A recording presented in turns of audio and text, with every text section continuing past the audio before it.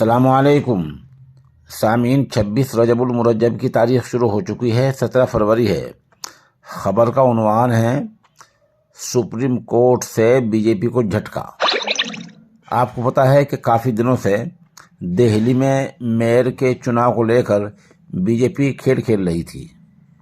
ये मामला अदालत पहुंचा, सुप्रीम कोर्ट पहुंचा।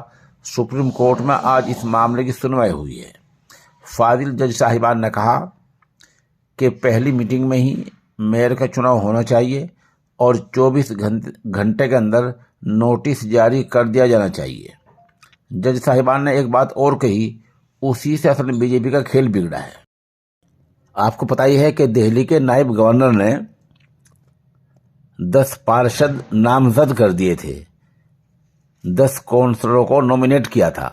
साथ साथ ये भी कहा था कि ये 10 के 10 भी चुनाव में हिस्सा लेंगे और इनको वोट देने का इख्तियार है, ये भी वोट देंगे। मतलब ये कि मेयर के चुनाव चुनने के लिए, मेयर को बनाने के लिए ये 10 के 10 भी वोट देंगे, ऐसा दिल्ली के नायब गवर्नर ने कहा था और बीजेपी इसका प्रचार कर रही थी।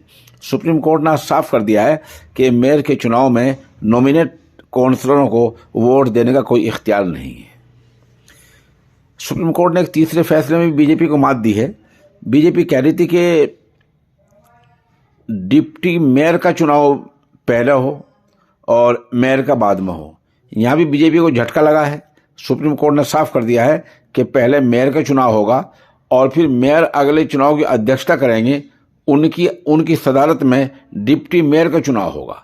तो इस तरह मेयर के मामले में बीजेपी को झटके पर झटके लगे हैं और बज़ाहिर अब अंदाज़ा यही लगाया जा रहा है कि मेयर आम आदमी पार्टी का हो जाएगा।